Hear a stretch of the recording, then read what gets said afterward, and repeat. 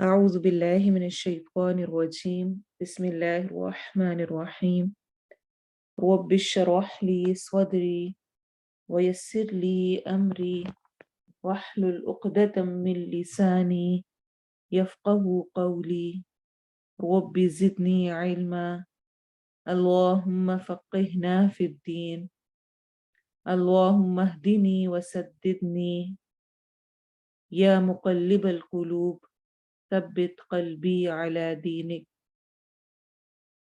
اللهم اجعل عملي كله صالحا واجعله لوجهك خالصا ولا تجعل لأحد فيه شيئا. السلام علیکم ورحمۃ اللہ وبرکاتہ. انشاءاللہ آج ہم روزوں کے مسائل میں نیت کے مسائل دیکھیں گے کہ نیت کا عمل دخل کس طرح ہے، کس طرح سے ہم نیت کر سکتے ہیں. ہر کام کو کرنے کے لیے نیت شرط ہے. اگر نیت نہ ہو تو ہمارے کام چاہے جتنے مرضی اچھے انداز میں کر لیے جائیں وہ قابل قبول نہیں ہے. مثلا میں نے گھر صاف کیا اور اچھا سا تیار کیا، لیکن میری نیت تھی دوسروں کو دکھانا. میں نے نماز پڑھی، بہت اچھی پڑھی، لیکن میری نیت تھی کہ دوسرے دیکھے کتنی اچھی نماز پڑھتی ہے. تو چاہے جتنا مرضی اچھا عمل ہے، لیکن اگر وہ دکھاوے کے لیے ہے اور اس میں نیت درست نہیں ہے تو عمل ضائع ہے.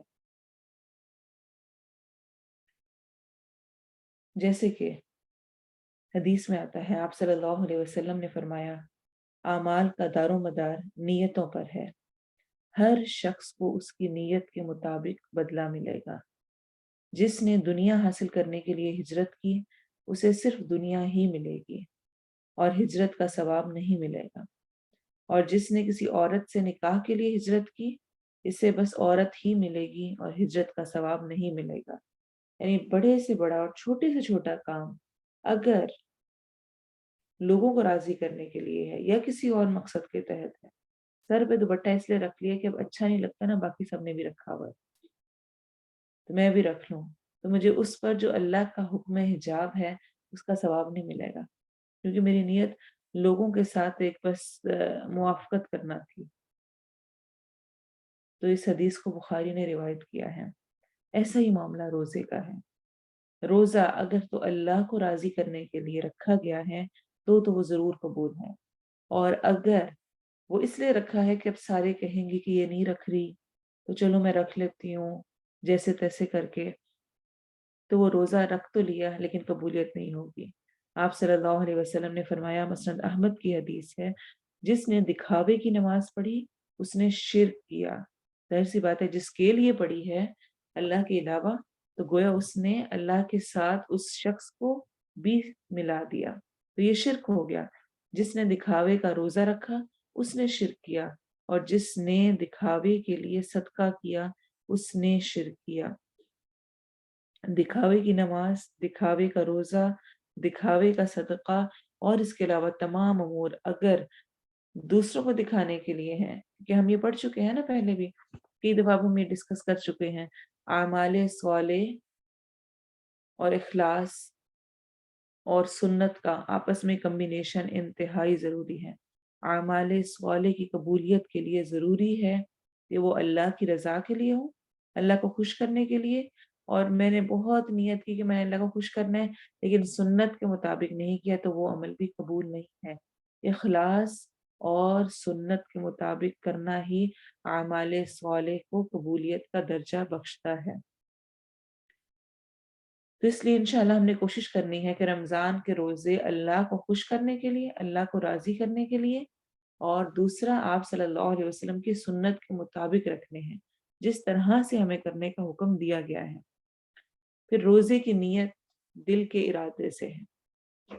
روزے کی نیت، ایسے ہی نماز کی نیت، ایسے ہی صدقہ کرتے ہوئے نیت، یہ تمام نیتیں ایسی ہیں جو کہ جن کا تعلق دل سے ہے.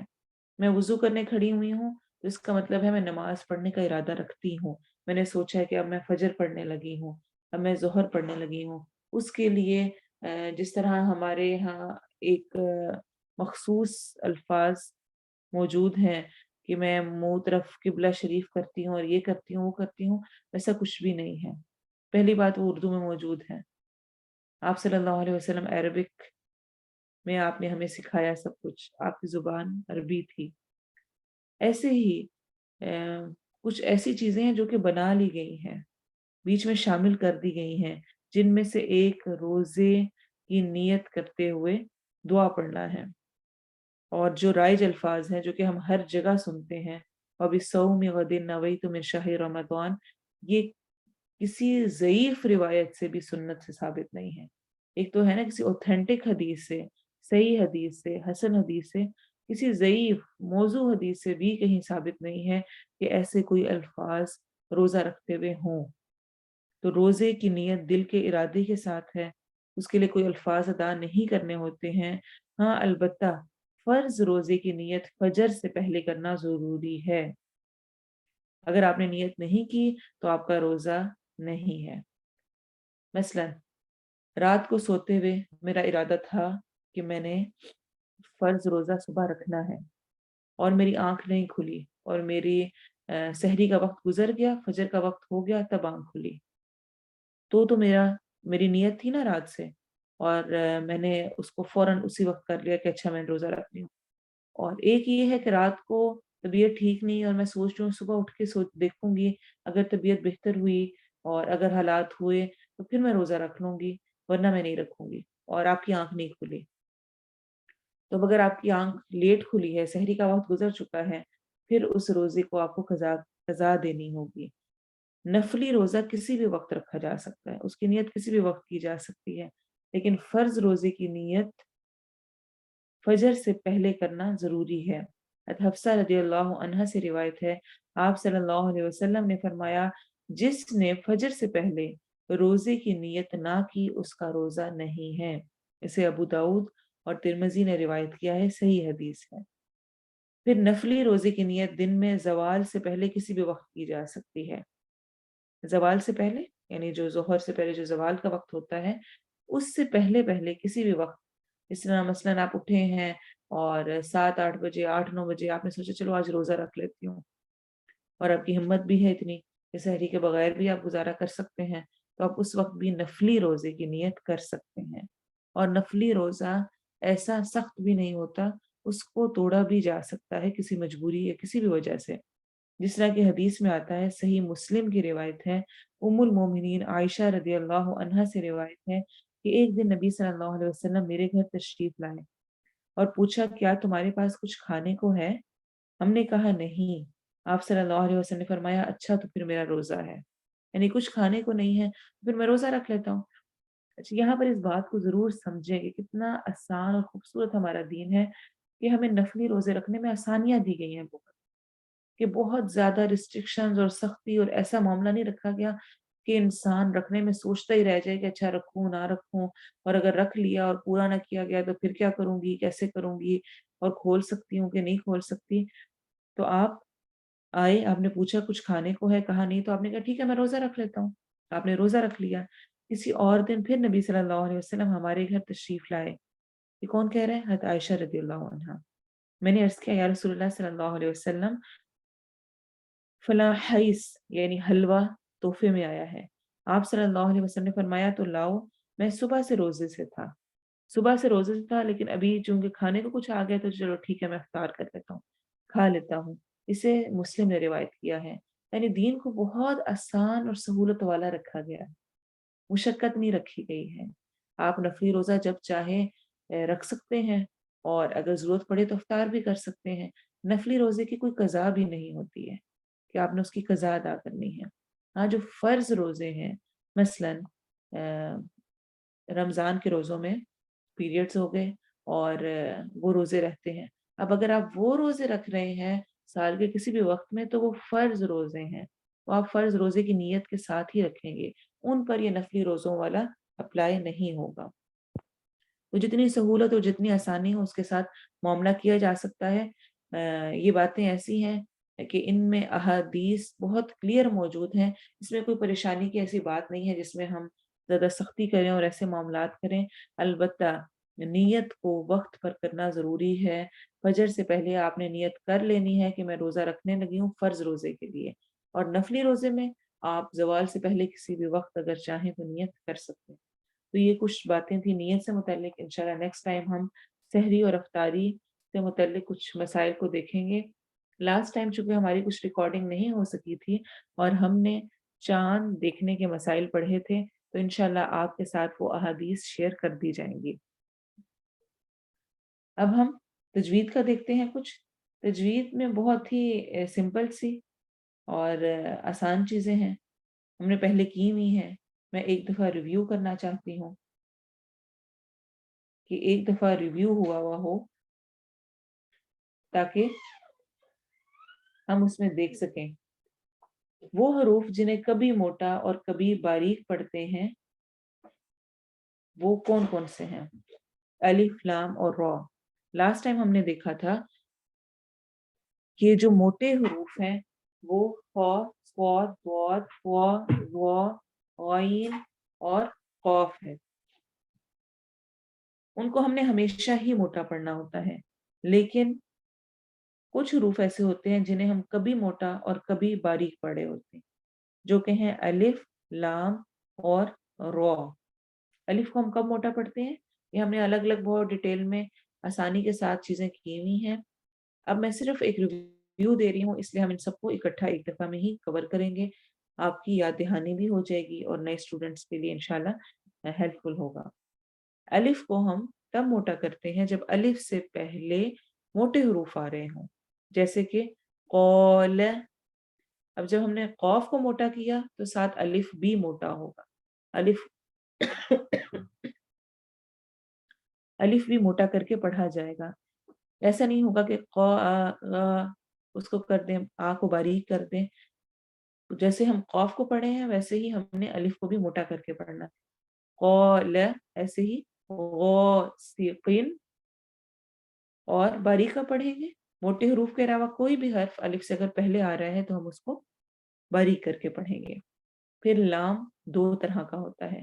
ایک لام ہوتا ہے جو کہ اسم جلالہ یعنی اللہ کے نام کے علاوہ کہیں پر بھی کسی بھی ورڈ میں آ رہا ہے، جس طرح من الذین، الکتاب۔ ان تمام لام کو ہم نے باریک ہی پڑھنا ہوتا ہے، ہم نے اس کو موٹا نہیں کرنا ہے۔ کچھ لوگ اس کو بھی موٹا کر کے پڑھے ہوتے ہیں، الحمد، ال کر کے نہیں پڑھنا، ال باریک ہے۔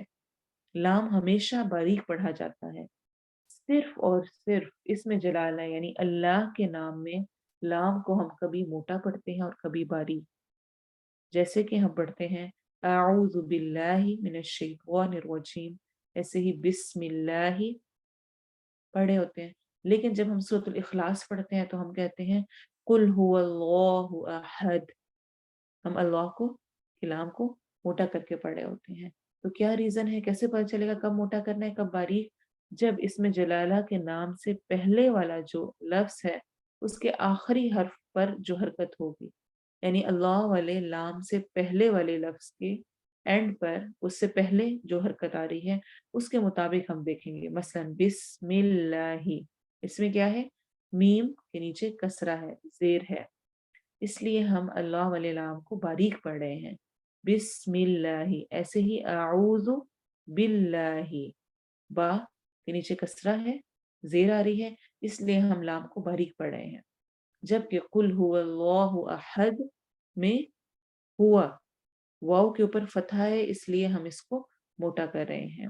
ایسے ہی نصر اللہ، اللہ والے لام سے پہلے را پر ضمہ ہے، نصرو، تو ہم اس لیے اللہ والے لام کو موٹا کریں گے، نصر اللہ۔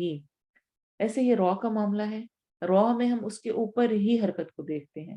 اس میں جلالہ میں تو ہم نے پہلے دیکھا تھا نا، را میں ہم اس کے اوپر ہی دیکھتے ہیں۔ اگر را کے اوپر فتحہ یا ضمہ آ رہی ہو، زبر یا پیش ہو، تو ہم را کو موٹا پڑھیں گے، اور اگر کسرہ ہو تو ہم را کو باریک پڑھیں گے۔ جیسے کہ ہمارے لیسن میں تھا قد نرا، نرا، را کے اوپر کھڑی زبر ہے، اسٹینڈنگ فتحہ ہے، تو زبر کی کوئی بھی قسم ہو چاہے وہ زبر ایک آ رہی ہے، چاہے دو آ رہی ہے، چاہے کھڑی زبر آ رہی ہے، ایسے ہی پیش آ رہی ہے، دو پیش آ رہی ہیں، الٹی پیش آ رہی ہے، دمہ دمتین اور کسی بھی انداز میں آ رہا ہے، ان سب میں را موٹا ہی پڑا جائے گا۔ اور اگر را کے نیچے کسرہ آ رہی ہے، کسرتین آ رہی ہیں، دو زیر آ رہی ہیں یا کھڑی زیر آ رہی ہے، تو ہر صورت میں ہم اس کو باریک ہی پڑھیں گے۔ لیکن اگر را ساکن آ رہا ہے، را کے اوپر سکون ہے، جزم ہے، دال کی طرح کا نشان ہے، تو ہم اس سے پہلے والے لیٹر کو دیکھیں گے اور اس کی حرکت کے مطابق فیصلہ کریں گے۔ مثلاً کب ہوگا؟ جب را ساکن سے پہلے فتح آ رہی ہے، را ساکن سے پہلے ضمہ آ رہی ہے، تو وہ را سکون والی بھی موٹی ہو جائے گی۔ اور اگر را ساکن سے پہلے کسرہ آ رہی ہے، زیر آ رہی ہے، تو وہ را ساکن باریک پڑھی جائے گی۔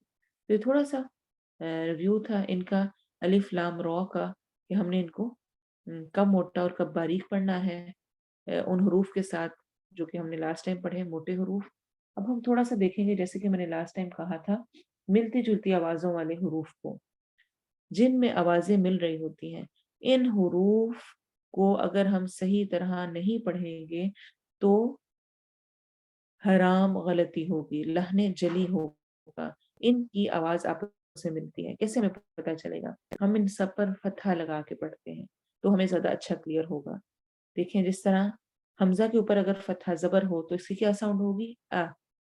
اور عین پہ فتحہ ہوگی تو کیا ساؤنڈ ہوگی؟ اور آپس میں ملنا نہیں چاہیے۔ اگر ہم کو بھی پڑھ رہے ہیں، جیسے کہ صراط والذین انعمت، اگر ہم اس کو امتا پڑھیں تو ہم عین کی بجائے حمزہ کر رہے ہیں، اس لیے ہمیں اس میں دھیان رکھنے کی ضرورت ہے۔ ایسے ہی تا اور تا باریک ہے، تو موٹا ہے، ان دونوں کا مخرج بہت قریب ہے، قریب سے ادا ہوتے ہیں، یہ اکٹھے ایک پیئر میں تا دال اور تو اکٹھے آتے ہیں، ان کے مخرج بہت قریب قریب ہیں، لیکن فرق یہ ہے کہ تا باریک ہوتا ہے اور تو موٹا ہوتا ہے۔ جیسے کہ سیرو، سویرو، تولذین، تلذین نہیں پڑھ سکتے ہم اس کو، تا پڑھ دیں گے اگر ہم تو تا میں بدل جائے گا، تو موٹے حرف کو موٹا ہی پڑھنا ہے۔ ایسے ہی تا، سین، صاد، ان تینوں میں فرق رکھنا ضروری ہے، اگر نہ رکھیں تو سا بھی سا ہوگا، سین بھی سا بن جائے گا، سواد بھی سا کہہ رہے ہوتے ہیں اکثر، تو وہ مسٹیکس ویسے ہی آ جاتی ہیں، یعنی تینوں میں ایک ہی طرح کی ساؤنڈ ہوتی ہے۔ فرق کیا ہوگا؟ تا نرمی سے پڑھا جانا ہے، تا تا، ثم، اس کو ہم سما نہیں پڑھیں گے، اگر ہم سما پڑھیں گے تو سین بن جائے گا وہ۔ اچھا، سین میں سیٹی کی آواز، اس، سمپل، مستقیم، سین اکثر ہم ٹھیک ہی پڑھ لیتے ہوتے ہیں، لیکن کبھی کبھار ہم اس کو بھی تا کی ساؤنڈ میں لے جاتے ہیں۔ زیادہ مسئلہ ہوتا ہے تا میں اور سواد میں، سواد موٹے حروف میں سے ہے، ٹھیک ہے، تو اس کو پڑھتے ہوئے آواز موٹی ہوگی، اس کو ہم اس طرح نہیں پڑھ سکتے کہ اس میں سین کی آواز ہے، سرا، سرا، اس طرح نہیں پڑھنا۔ سوئی، سواد موٹا ہے، رو، تو، سوئی رو، تو سا، سا، سو، تینوں کے ساؤنڈ میں فرق ہے، سا، سا، سو۔ ایسے ہی ہا اور ہا، ہا پہلا والا حلق کے درمیان والے حصے سے ادا ہوتا ہے، جبکہ ہا دوسرا والا جو لکھا ہوا ہے وہ حلق کے سب سے نچلے حصے سے ادا ہوتا ہے، دونوں کی ساؤنڈ میں فرق ہوتا ہے۔ ایسے ہی ہا اور ہا، ہا اور ہا، ان کا فرق رکھنا ضروری ہے۔ پھر اگلا آتا ہے زال، زا اور رو، ان میں سے زال اور رو دونوں نرم ہیں، نرمی سے ادا ہوتے ہیں، ان میں سیٹی کی آواز نہیں آتی ہے، جبکہ زا میں سیٹی کی آواز آتی ہے۔ اسی طرح زال اور زوا میں پھر کیا فرق ہے کہ زال نرمی سے اور باریک پڑھا جاتا ہے، جبکہ زوا بھی نرمی سے پڑھا جاتا ہے لیکن موٹا پڑھا جاتا ہے۔ تو زا، زا اور زو، زا، زا اور زو، زا نرمی سے، ز سختی سے، وہ نرمی اور موٹا کرتے ہوئے۔ تو ان کا خیال رکھنا انتہائی ضروری ہے. الذین، الذین پڑھیں گے تو وہ ذال کی وجہ زا بن جائے گا. اور آخر میں قوف اور کاف. قوف موٹے حروف میں سے ہے، کاف باریک میں سے ہے. کالا نہیں پڑھنا، قول، قوف کو موٹا کرنا ہے. تو دوبارہ سے ایک دفعہ دیکھیں ساؤنڈز کیا ہیں. ا، ع، ت، و، ت، س، و، ح، ہ، ذ، ز، و اور ق، ک. ان کا خیال کرنا ہے، ان کو دیکھنا ہے. اور آپ نے انشاءاللہ جو نیکسٹ ہمارا تجوید کا ہے اس میں آپ نے تھوڑی سی پریکٹس کی ہوگی اور نشان لگائے ہوں گے ہوپ فلی. میں نے آپ سے کہا تھا کہ آپ نے اگلی آیات کے نشان لگانے ہیں جو ہم نے حروف کیے ہیں. اب آپ نے اس میں اس دفعہ کی جو آیات ہیں، آیت نمبر 145، 146 اور 147، ان میں آپ نے یہ خیال کرنا ہے کہ موٹے حروف، حروف حلقی، نرم حروف، سخت حروف کے علاوہ اگر کہیں پہ الف لام را موٹا یا باریک ہو رہا ہے، ان کی آواز میں سنیں آیت نمبر 145 سے. وَلَئِنْ أَتَيْتَ الَّذِينَ أُوتُوا الْكِتَابَ بِكُلِّ آيَةٍ مَا تَبِعُوا قِبْلَتَكَ وَمَا أَنْتَ بِتَابِعٍ قِبْلَتَهُمْ وَمَا بَعْضُهُمْ بِتَابِعٍ قِبْلَةَ بَعْضٍ وَلَئِنِ اتَّبَعْتَ أَهْوَاءَهُمْ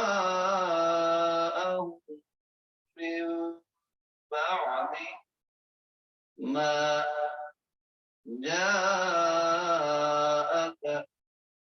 مِنَ الْعِلْمِ إِنَّكَ إِذًا لَّمِنَ الظَّالِمِينَ. الَّذِينَ آتَيْنَاهُمُ الْكِتَابَ يَعْرِفُونَهُ كَمَا يَعْرِفُونَ أَبْنَاءَهُمْ وَإِنَّ فَرِيقًا مِّنْهُمْ لَيَكْتُمُونَ الْحَقَّ وَهُمْ يَعْلَمُونَ. الْحَقُّ مِنْ رَبِّكَ فَلَا تَكُونَنَّ مِنَ الْمُمْتَرِينَ.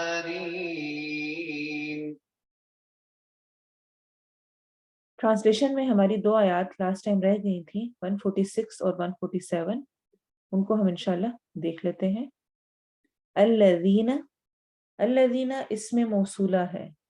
اسم یعنی وہ اسم جو کہ صلہ کا، جوڑنے کا کام دیتا ہے پچھلے کو اگلے کے ساتھ. تو الذین بھی اسم ہی کہلاتا ہے.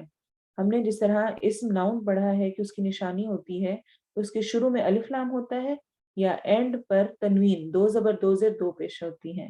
اس کے علاوہ بھی کچھ ایسے الفاظ ہیں جو کہ اسم کہلاتے ہیں، جیسے کہ یہ اسم موصولہ الذین. آتیناہم، آتیناہم اور آتا، ایک ہوتا ہے حمزہ کھڑی زبر کے ساتھ سٹینڈنگ فتحہ کے ساتھ، اور ایک ہوتا ہے سمپل حمزہ کے اوپر فتحہ آ رہی ہوتی ہے.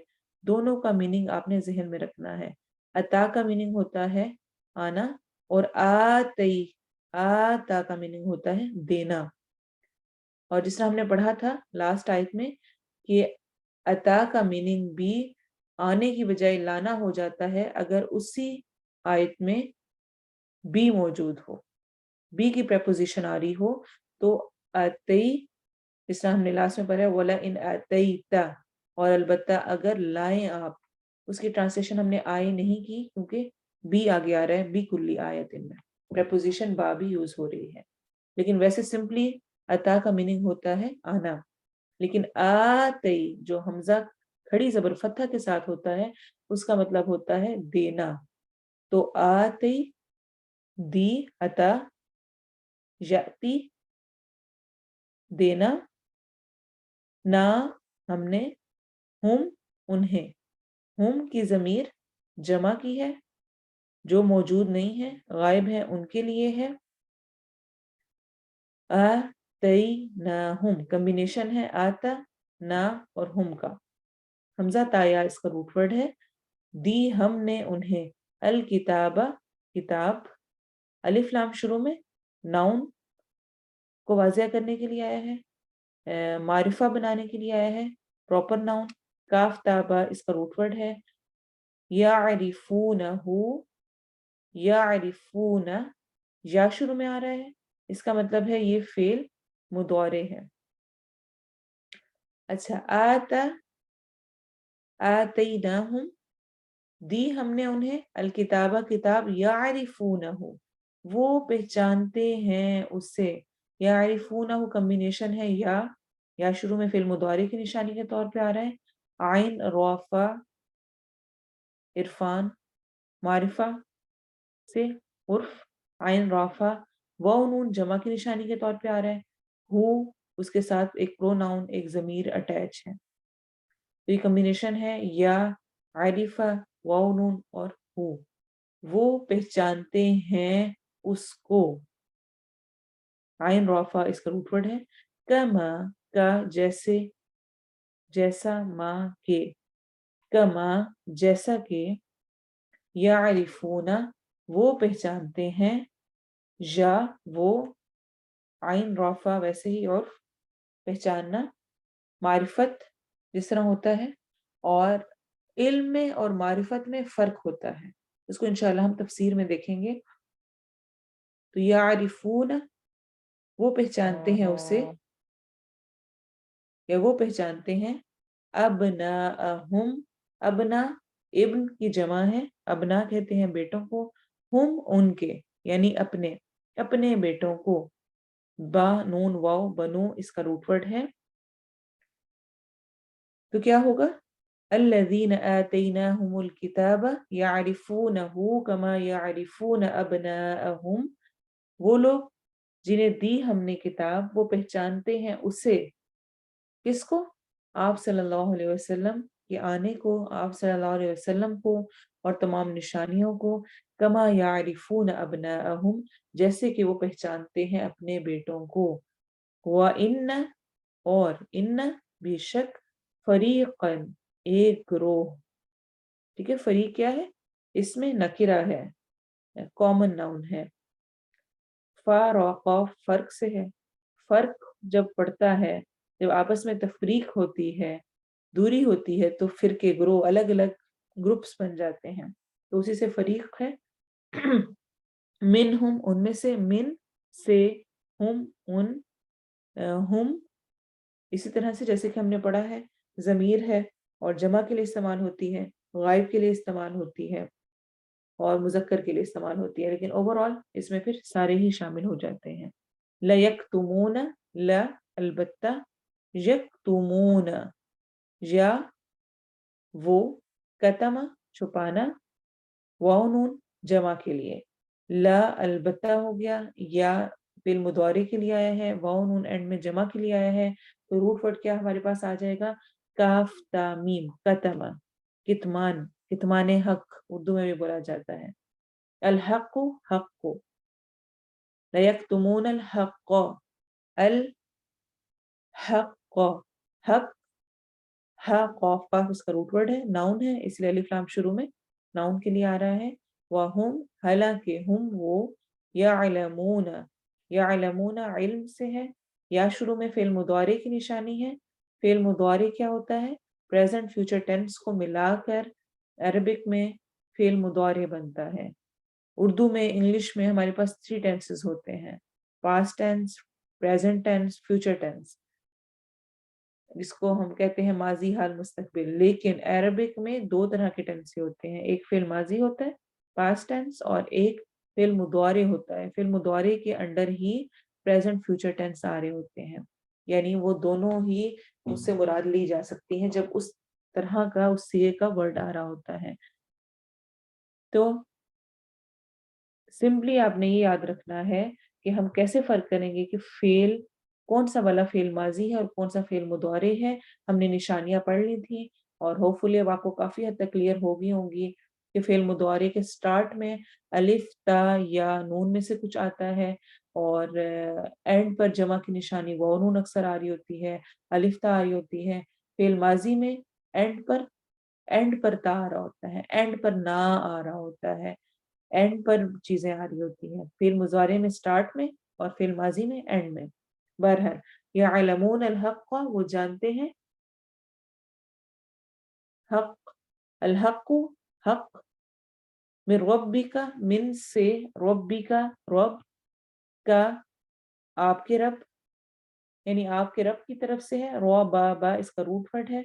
فلا پس نہ، ف پس لا نہیں، تا تم، کونن ہو جانا یا ہو جاؤ آپ. اصل میں یہ کانا جس طرح ہم پڑھتے ہیں یہ کونو ہوتا ہے، کانو ہوتا ہے، وہی والا یہ تکونن ہے.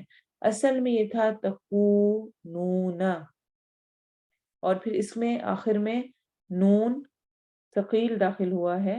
نون شد کے ساتھ جب آتا ہے تو اس کا اصل مقصد ہوتا ہے ایمفیسائز کرنا، زور دینا. تو جب وہ آیا تو تکونون، وہ اس میں آپس میں جو ثقیل پن تھا اس کو ختم کرنے کے لیے اس کو تکونن کر دیا گیا ہے. من الممترین، من سے، الممترین شک کرنے والوں. مری میم رویا اس کا روٹ ورڈ ہے. ال پراپر ناؤن کے لیے آ رہا ہے، اور ممتری شک کرنے والے، اور آخر میں یا نون جمع کے لیے آ رہا ہے، یعنی شک کرنے والوں میں سے نہ ہونا. امترا یمتری اصل میں ہوتا ہے اس میں فائل ہے، اور یہاں پر ہمارا یہ مکمل ہوا. اس کی تلاوت سن لیں اور پھر انشاءاللہ ہم پھر تفسیر کریں گے.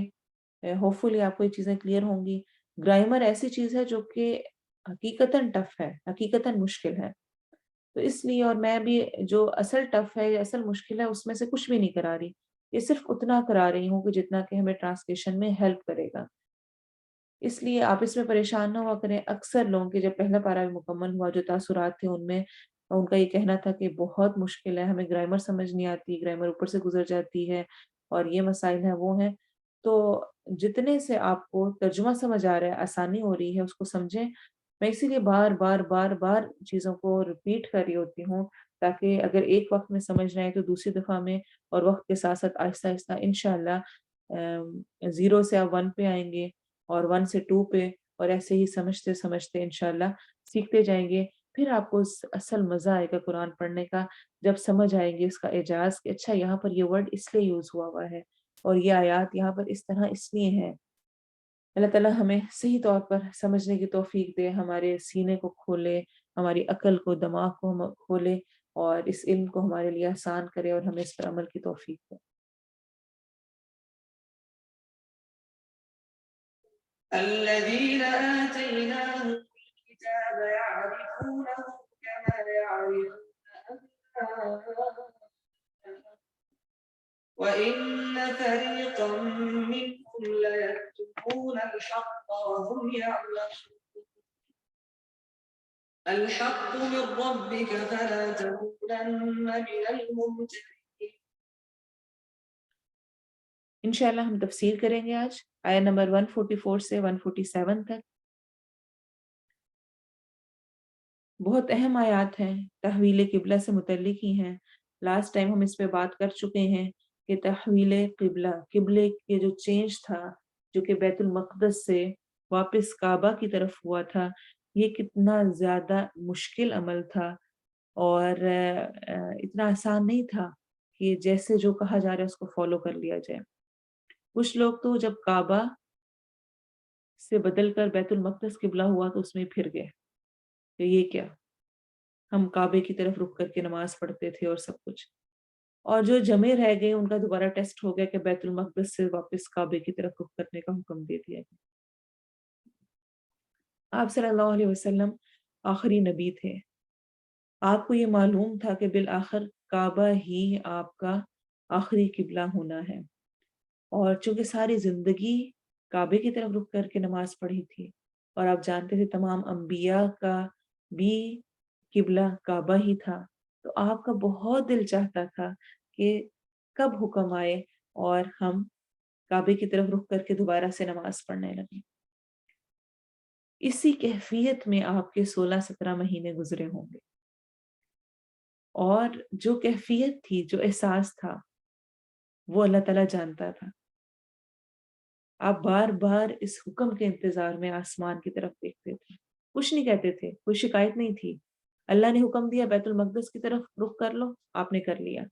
آگے حکم آنا تھا کعبے کی طرف، آپ اس کی تیاری میں تھے، آپ چاہتے تھے، آپ آسمان کی طرف بار بار دیکھتے تھے، لیکن آپ کی زبان سے کچھ بھی ایسا نہیں نکلا کہ کیوں ایسا نہیں ہوتا.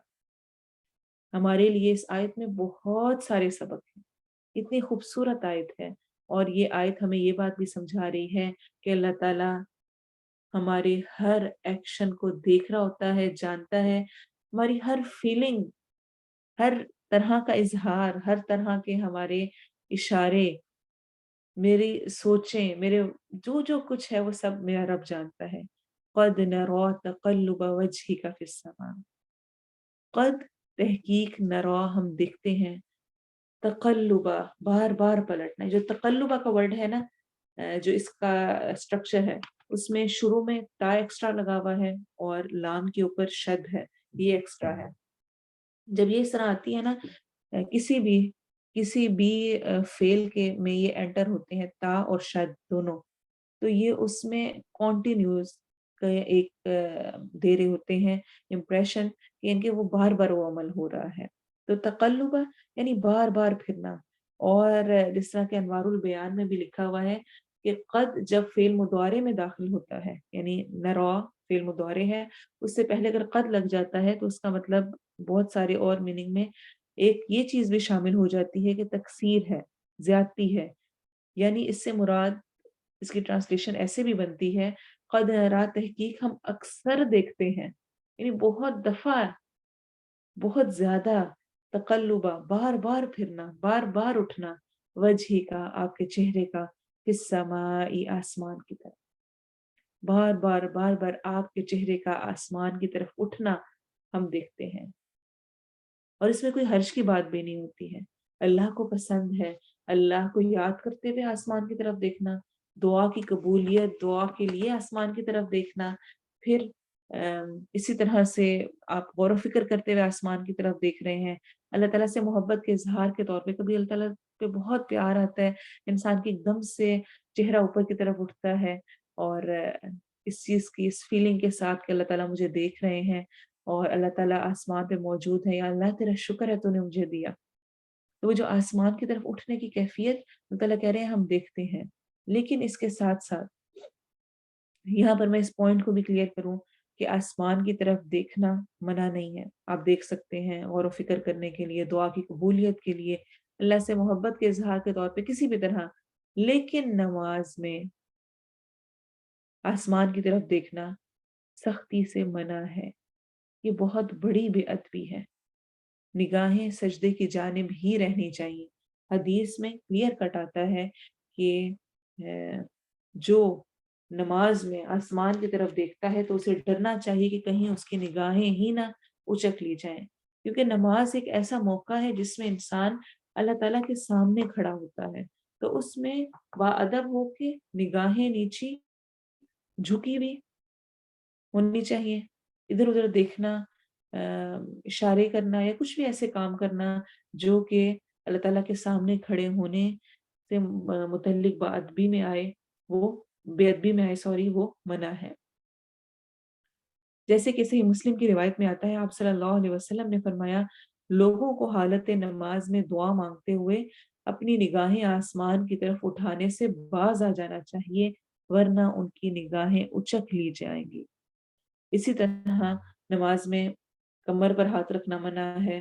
آپ یہ نہیں کہ نماز پڑھتے ہوئے ایک طرف کمر پہ ہاتھ رکھ کے کھڑے ہو جائیں۔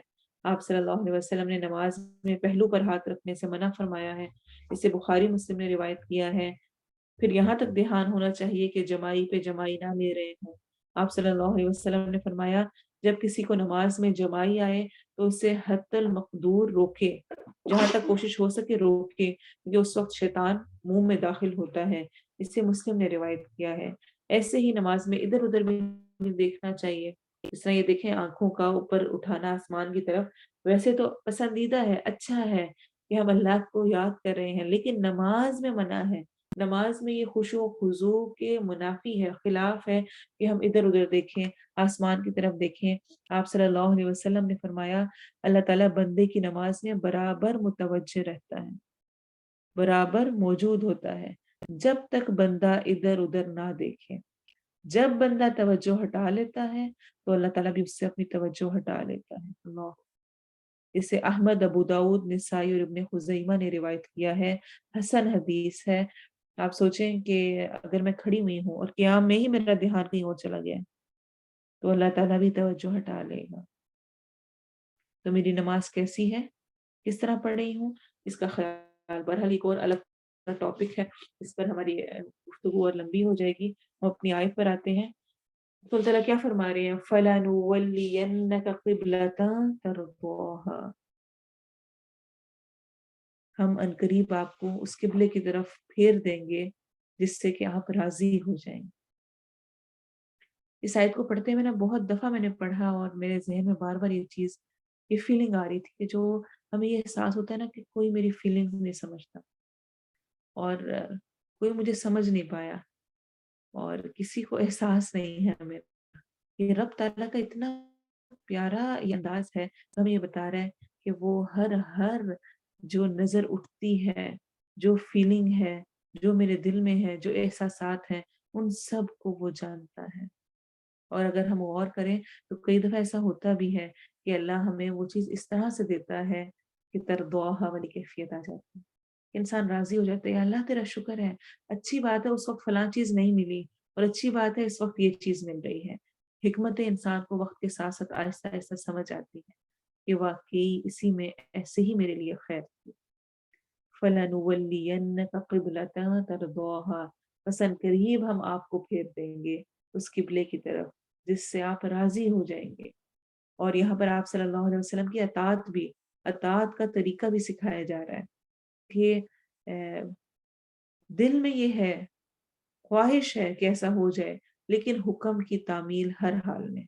بہت دفعہ ایسے معاملات ہوتے ہیں کہ جن میں میرا دل نہیں کر رہا ہوتا وہ کرنے، لیکن اللہ کا وہ حکم ہوتا ہے، تو مجھے کیا کرنا ہے، مجھے وہ اللہ کا حکم ماننا ہے۔ ہو سکتا ہے کوئی وقت ایسا آئے جس میں جو میں کرنا چاہ رہی ہوں اللہ اس کے لیے وہ پاسبلٹیز مہیا کر دے، اور دنیا میں نہیں تو آخرت میں تو انشاءاللہ وہ سب جو میں چاہتی ہوں، جو میری خواہش ہے، جو میں اس اپنے دل پہ پتھر رکھ کر پھر بھی اللہ کی اطاعت میں جم جاتی ہوں، تو کیا اللہ مجھے اس کا بہترین پھل قیامت کے دن نہیں دے گا؟ ضرور دے گا۔ جنت میں ہر وہ چیز موجود ہے جس کی انسان خواہش کرے گا۔ یہ دنیا جنت نہیں ہے، اس میں ہمارا ٹیسٹ ہو رہا ہے، اس میں ابھی ہمارے بیج بوئے جا رہے ہیں، پھل جا کر کھانے آخرت میں ہے۔ تو اس لیے اس پر راضی رہیں، جو مل گیا اللہ ضرور راضی کرتا ہے بہت سارے معاملات میں ہماری جو کیفیات ہوتی ہیں، اور اگر نہیں تو اس میں اللہ نے ہمارے لیے خیر ہی لکھی ہوتی ہے۔ فَوَلِّ وَجْهَكَ شَطْرَ الْمَسْجِدِ الْحَرَامِ، ساتھ ہی اللہ تعالیٰ نے حکم بھی دے دیا۔ کیا حکم دیا ہے؟ بس پھیر لیجئے اپنے چہرے کو مسجد حرام کی جانب۔ تو یہ تحویل قبلہ کا حکم آ گیا، بیت المقدس سے کعبہ کی طرف رخ کرنے کا حکم آ گیا۔ فولی، بس پھیر لیجئے، فولی فعل امر ہے، وہ فعل جو کہ عربک میں کمانڈ کے لیے، حکم دینے کے لیے استعمال ہوتا ہے، لیکن اس میں خوبصورتی یہ ہے کہ یہاں پر جو فعل امر استعمال ہوا ہے اس میں پرمیشن دی جا رہی ہے، اصل میں اجازت دی جا رہی ہے۔ مثلا میرا کوئی کام کرنے کو دل چاہ رہا ہے میرے بچے کا، اور میں اس کو پرمیشن دیتی ہوں کہ ٹھیک ہے آپ یہ کر لیں، تو وہ اصل میں کمانڈ نہیں، پرمیشن ہوتی ہے، کیونکہ وہ پہلے سے وہ کرنا چاہ رہا تھا، اب میں نے اس کو کرنے کی پرمیشن دی ہے تو وہ کر رہا ہے، تو کمانڈ ود پرمیشن ہے۔ فولی، بس پھیر لیجئے، وَلَیا، واو لام یا، وجہ کا، اپنے چہرے کو، ان کے چہرہ جس طرح مڑتا ہے جسم بھی اسی جانب مڑ جاتا ہے، تو اس سے مراد اصل میں یعنی کہ اپنا رخ، اپنا جسم، اپنا چہرہ، چونکہ چہرہ پورے ہمارے جسم کی نمائندگی کر رہا ہوتا ہے، اسی لیے اس کا ذکر کیا گیا ہے۔ شطر کہتے ہیں درمیان کو، اور طرف، جہت، سمت کے لیے بھی آتا ہے۔ تو کس طرف رخ کرنا ہے؟ المسجد الحرام، مسجد حرام کی جانب۔ یہاں پر یہ پوائنٹ خاص طور پہ نوٹ کرنے کی ضرورت ہے کہ یہاں پر صرف کعبہ نہیں کہا گیا، وہ صرف اور صرف کعبے کی جو چار دیواری ہے اس کو نہیں کہا جا رہا، مسجد حرام کہا جا رہا ہے۔ اور شطرہ کا ورڈ بھی یوز ہوا ہے، یعنی آدھا، جس کا میننگ ہوتا ہے، جو کہ میننگ میں وسعت دے رہا ہے، یعنی مسجد حرام کی طرف رخ کرنا ہے۔ اور ظاہر سی بات ہے مسجد حرام کے اندر ہی کعبہ موجود ہے۔ ایسا کیوں کہا گیا ہے؟ تاکہ ہم اس میں مشکل کا شکار نہ ہو کہ 100% کعبے کی طرف رخ کرنا مشکل ہے، تھوڑا بہت اگر ہلکا پھلکا اس ڈائریکشن میں ہم نے منہ کرنا ہے، مسجد حرام کی جانب ہونا چاہیے، ہلکا پھلکا دائیں بائیں ہو جائے تو خیر ہے۔ مثلا تھوڑا سا ٹیڑھا ہے، میں اپنے کمرے میں پڑھتی ہوں، وہ اگر تھوڑا سا کبھی لیفٹ سائڈ پہ ہو جاتا ہے، کبھی تھوڑا سا رائٹ پہ ہو جاتا ہے، تھوڑا سا، تو اس میں حرج نہیں ہے، آپ کی ڈائریکشن قبلے کی طرف ہونی چاہیے، لیکن اس میں ایسی کوئی سختی نہیں رکھی گئی کہ نہیں تھوڑا سا ادھر چلا گیا تو اچھا اب تو قبلے کی ڈائریکشن ہی نہیں رہی اور اب تو نماز ہی نہیں ہوئی ہے۔ تو جس طرف قبلہ ہے اس طرف منہ کر لیں تو ٹھیک ہے۔ اس جہت کا یا اس کا 100% کرنا یہ پاسبل اکثر نہیں ہوتا ہے۔ اور اسی طرح سے انوار البیان میں کہتے ہیں وہ کہ قبلہ تو کعبہ ہی ہے، لیکن مسجد حرام اس لیے فرمایا گیا ہے کہ اس طرف اشارہ ہو جائے کہ جو کعبے سے دور ہوگا اسے جہت کعبہ کا استقبال واجب ہے۔ جہت یعنی سمت، اس طرف کعبے کی سمت کی طرف رخ کرنا واجب ہے، عین کعبے کا رخ نہیں۔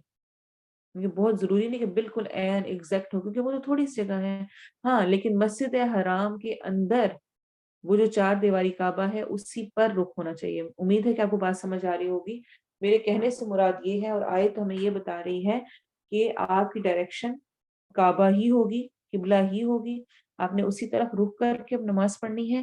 لیکن مثلاً اگر آپ کو بتایا گیا ہے کہ تھوڑا سا ٹیڑھا ہے، جس میں ہوتا ہے نا اکثر نماز پڑھتے ہوئے تھوڑا سا رخ اس طرف ہے، کمرے کے ایک کارنر بن رہا ہوتا ہے، تو اس میں اگر تھوڑا بہت لیفٹ رائٹ ہو جائے تو اس میں کوئی حرج نہیں ہے، اس ڈائریکشن میں ہونا ضروری ہے، کعبے کی طرف ڈائریکشن ہونا سمپل ضروری ہے۔ وَحَيْثُ مَا كُنتُمْ، اور جہاں کہیں بھی تم ہو، فَوَلُّوا، بس پھیر لو، وجوہکم، اپنے چہروں کو، شطرہ، اس کی طرف۔ تو پہلا حکم خاص طور پہ آپ صلی اللہ علیہ وسلم کو اکیلے واحد مفرد سیغے کے ساتھ آیا، اور اس کے بعد اب تمام مسلمانوں کو حکم ہے، اور کیا کہا جا رہا ہے؟ وَحَيْثُ مَا، اور جیسا کہ ہم نے کیا تھا کہ حیث ما اصل میں وسعت کے لیے ہے، ماں کا لگنا، کہ جہاں کہیں بھی ہو، کسی بھی جگہ پر ہو، فَوَلُّوا وُجُوهَكُمْ شَطْرًا، بس پھیر لو اپنے چہروں کو اس کی طرف۔ یہ جو قبلے کی ڈائریکشن کو فالو کرنا ہے، یہ اتنی بڑی رحمت ہے ہمارے لیے، یہ ہمیں ڈسپلن کا بھی درس دیتی ہے، توحید کا۔ ایک رب کی مان رہے ہیں، سب مسلمان مان رہے ہیں، اور سب قبلے کی ڈائریکشن میں نماز پڑھتے ہیں۔ اگر قبلے کی ڈائریکشن مقرر نہ ہوتی تو آپ سوچیں کہ کس قدر افراتفری ہوتی۔ ہر کوئی، آپ مسجد میں جاتے تو کوئی کس طرف رخ کر کے نماز پڑھا ہے، کوئی کس طرف کر کے پڑھ رہا ہے۔ اللہ کی بہت بڑی رحمت ہے کہ اس نے ہمیں ایک پیج پہ جمع کیا، ہمیں ڈسپلن دیا، تنظیم دی، اور یہ توحید کا درس بھی ہے کہ ہم ایک اللہ کو فالو کرتے ہیں۔ ہمارے بہت سارے بت یا بہت سارے خدا نہیں ہے کہ ایک خدا کہے کہ فلاں طرف ڈائریکشن کرو، ایک کسی اور طرف کرو۔ ایک خدا ہے، اور اس نے جو حکم دیا وہ ہم سب کے لیے معتبر ہے، اور وہ ہے کہ ہم نے قبلے کی طرف رخ کر کے نماز پڑھنی، اپنی عبادات کرنی ہے۔ بہت اہم حکم تھا، یہ حکم آیا تو اس چیز نے اس بات کو کلیئر کر دیا کہ فرض نماز میں قبلے کی طرف رخ کرنا लाजिम है, लाजिम है। ये नमाज कायम करने की शराइत में से है, नमाज कायम करने की शराइत में से है। इल्ला ये कि कुछ ऐसे हालात पेश आ जाएं जिसमें कि आप किबले की तरफ रुख ना कर सकते हो।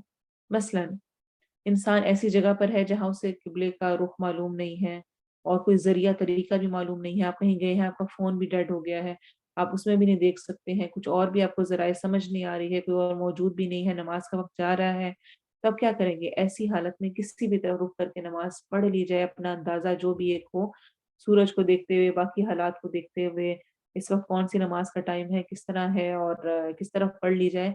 नमाज नहीं छोड़ी जा सकती, नमाज पढ़ी जाएगी।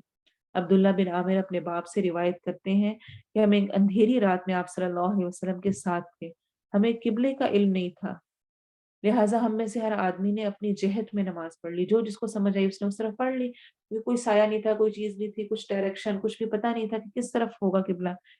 जब सुबह हुई तो हमने आप सल्लल्लाहु अलैहि वसल्लम से इस बात का जिक्र किया, तो इस पर सूरतुल बकरा की आया नंबर 115 नाजिल हुई। 115 कौन सी थी? फ़अय्नमा तुवल्लू फथम्मा वजहुल्लाह, तुम किसी भी तरफ रुख करो तुम अल्लाह का चेहरा वहां पाओगे। तो अगर ऐसी हालत है, ऐसी जगह पर आप मौजूद हैं, ऐसी कंडीशन है कि किसी भी तौर पर आप कंफर्म नहीं हो रहे, आपको पता नहीं है कि काबे की क्या डायरेक्शन है, तो नमाज मिस नहीं करनी है, उस सूरत में नमाज पढ़ ही जाएगी। लेकिन याद रखें, फर्ज नमाज के लिए किबला शर्त है, उसकी शराइत में से है। फिर और क्या हो सकता है? कभी ऐसे होता है किबला मालूम होता है लेकिन हम रुख नहीं कर सकते हैं, जैसे कि कभी आप एरोप्लेन का सफर कर रहे हैं और जहाज की डायरेक्शन दूसरी तरफ जा रही है और आप उस तरफ रुक करके नहीं पढ़ सकते हैं, आपके लिए पॉसिबिलिटी नहीं है, जगह मौजूद नहीं है, इज़्तिरारी कैफियत है, तो भी ये हुक्म अप्लाई हो सकता है। ऐसे ही बाज़ औक़ात ऐसा होता है कि कोई शख्स सख्त बीमार है, अपनी जगह से वो उठ नहीं सकता, किबले की तरफ वो रुख नहीं कर सकता है और कोई मदद करने वाला भी ऐसा मौजूद नहीं है, या अगर करना पड़े तो वो एक बहुत ही मुश्किल मुशक्कत वाला काम हो जाता है। तो जहाँ भी जैसे भी हो उसी तरफ रुख करके नमाज पढ़ लेनी चाहिए, नमाज नहीं छोड़ी जा सकती। इसको आपने ज़हन में रखना है। और इसी में मैं एक बात ये भी ऐड करूँगी कि जो 7 लोग शामिल होते हैं ना नमाज़ी, जो बीमार होता है उसके पास, उसको एनकरेज करना चाहिए, उसकी पूरी हेल्प करनी चाहिए। तयम्मुम के लिए मिट्टी रखी हुई हो पास, एक प्लेट में रख दें। तयम्मुम आसान है, आराम से किया जा सकता है। साथ नमाज भी जिस तरह रुख करके, अगर आप रुख किबले की तरफ कर सकते हैं, कर दें। अगर इन केस ऐसी कंडीशन है कि वो उठ भी नहीं सकता और किबले की तरफ डायरेक्शन भी नहीं, तो उसे कहें जिस तरफ है नमाज पढ़ लें, लेकिन आसानी दें। हम इस मामले में बहुत तंगी कर देते हैं, अपने सर बड़ा गुनाह चढ़ाते हैं। नहीं, अब आप उठ के वज़ू तो कर नहीं सकते, अब क्या ज़रूरत है, आराम करें, कोई बात नहीं। अच्छा, वो तयम्मुम देखेंगे, फिर मिट्टी नहीं ला के रखी जाती, करवाया नहीं जाता। फिर उसके बाद नमाज पढ़ने में नहीं हेल्प की जाती। तो इन चीज़ों का ख़्याल करके अपनी नमाज के साथ उनके भी अजर समेटें। जो कोई ऐसी हालत में हो उसकी हेल्प ज़रूर करनी चाहिए। बहरहाल, तो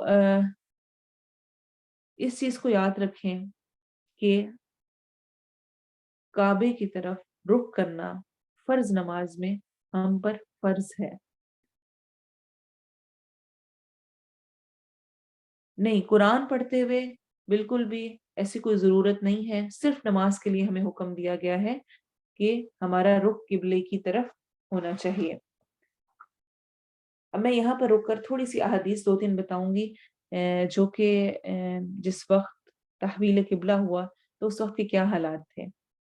पहली चीज़ तो ये याद रखें कि सही बुखारी की रिवायत में आता है कि आप सल्लल्लाहु अलैहि वसल्लम ने बैतुल मक़दस की तरफ रुख करके 16 इस तरह माह नमाज़ पढ़ी और आपको ये पसंद था कि आपका किबला बैतुल्लाह हो, और आपने पहली नमाज़ जो बैतुल्लाह की तरफ रुख करके फिर पढ़ी, वो असर की नमाज़ पढ़ी। ये सही बुखारी की रिवायत है। यानी आपको असर की नमाज से पहले हुक्म आ गया था। आपने असर की नमाज, ज़ोहर की नमाज बैतुल मक़दस की तरफ रुख करके पढ़ी। असर की नमाज तक हुक्म आ चुका था। फिर आपने असर की नमाज काबा, बैतुल्लाह, मस्जिद हराम की तरफ रुख करके पढ़ी। ये जो हमारे यहाँ एक रिवायत मौजूद है ना कि आप नमाज़ पढ़ रहे थे और नमाज़ पढ़ते हुए उसके दरमियान में हुक्म आया और फिर आपने अपनी जगह चेंज की और फिर मर्दों ने की, पीछे औरतों ने की, तो ये रिवायत सही नहीं है। आपको असर के वक़्त اثر سے پہلے حکم آ گیا تھا، اثر کی نماز آپ نے بیت اللہ کی طرف رخ کر کے پڑھی، لیکن کچھ روایات ہمیں ایسی ملتی ہیں، کچھ جگہیں ایسی تھیں جہاں پہ صحابہ کرام کو جس وقت حکم ملا اس وقت وہ نماز پڑھ رہے تھے، یعنی اور جگہوں پر جہاں جہاں پر وہ موجود تھے وہاں پر نماز ہو رہی تھی، اور کسی نے آ کر نماز کے درمیان میں ہی ان کو بتایا کہ قبلہ تبدیل ہو گیا، آپ صلی اللہ علیہ وسلم کو ایسے حکم آ گیا ہے، تو انہوں نے اسی وقت چینج کر لیا، جیسے کہ روایت میں آتا ہے، 2 حدیث موجود ہیں، ایک میں آتا ہے کہ عبداللہ بن عمر رضی اللہ عنہما بیان کرتے ہیں کہ ایک دن لوگ مسجد قباء میں صبح کی نماز پڑھ رہے تھے، یعنی آپ دیکھیں حکم عصر کے وقت آ چکا تھا، لیکن مسجد قباء باہر تھی، مدینہ سے تھوڑا سا نکل کر تھی، وہاں پر لوگ ابھی تک بیت المقدس کی طرف رخ کر کے نماز پڑھ رہے تھے، تو ایک آدمی ان کے پاس آیا، اس نے کہا رسول اللہ صلی اللہ علیہ وسلم پر آج رات کو قرآن اترا ہے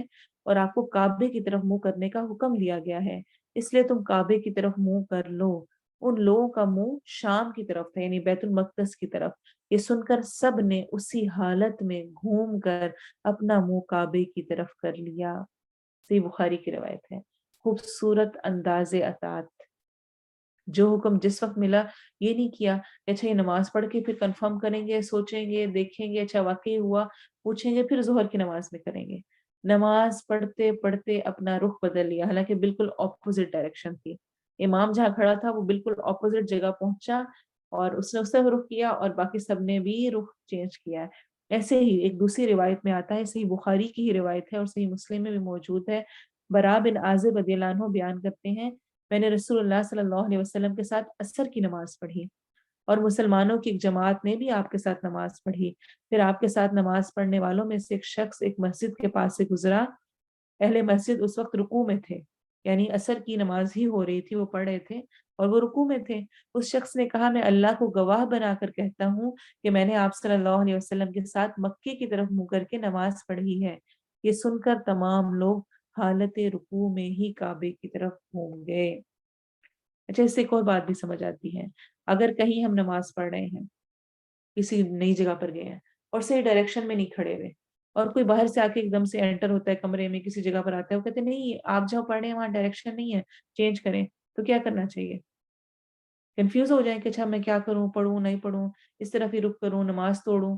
نہیں، اسی حالت میں اسی وقت جس طرح سے ہیں فوراً اپنے رخ کو چینج کریں، جو آپ کو بتانے والا بتا رہا ہے کہ اس طرف ڈائریکشن ہے اس طرف فوراً اپنا رخ چینج کریں اور اس طرف منہ کر کے نماز پڑھنے لگ جائیں، ہمیں یہی طریقہ ملتا ہے۔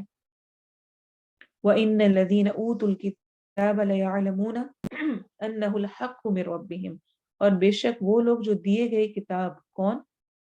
یہود و نصارہ، لَيَعْلَمُونَ البتہ وہ جانتے ہیں، أَنَّهُ الْحَقُّ مِنْ رَبِّهِمْ کہ بے شک وہ حق ہے ان کے رب کی طرف سے۔ جیسا کہ ہم جانتے ہیں کہ ان کی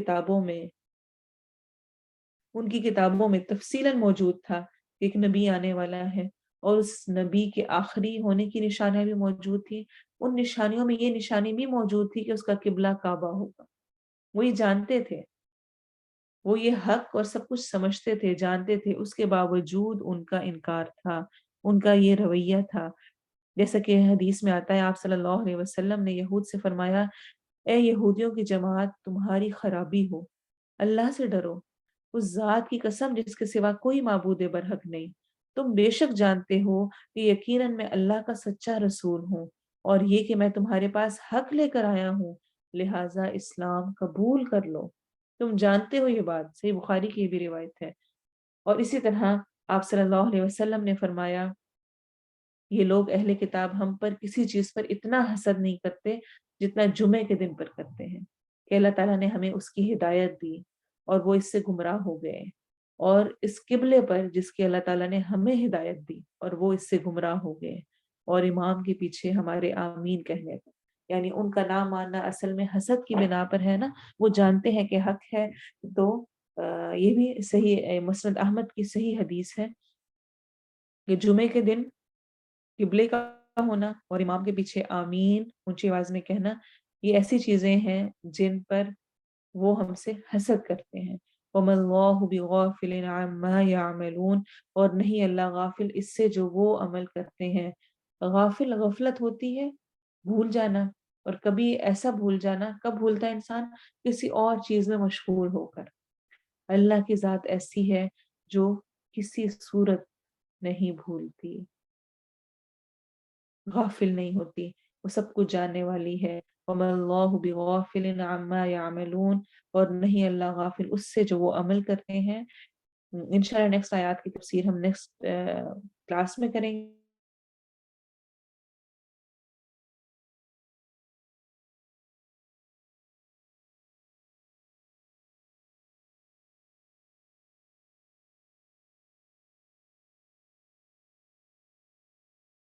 پڑھا ہے۔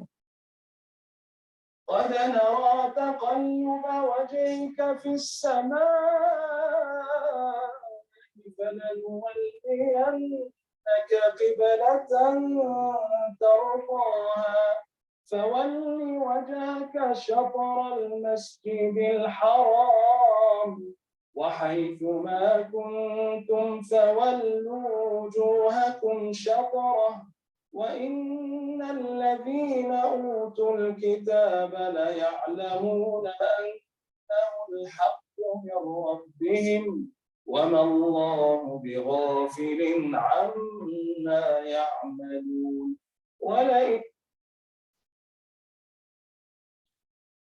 سبحانك اللهم وبحمدك أشهد أن لا إله إلا أنت أستغفرك وأتوب إليك سبحان ربك رب العزة عما يصفون وسلام على المرسلين والحمد لله رب العالمين والعصر إن الإنسان لفي خسر إلا الذين آمنوا وعملوا الصالحات وتواصوا بالحق وتواصوا بالصبر السلام عليكم ورحمة الله وبركاته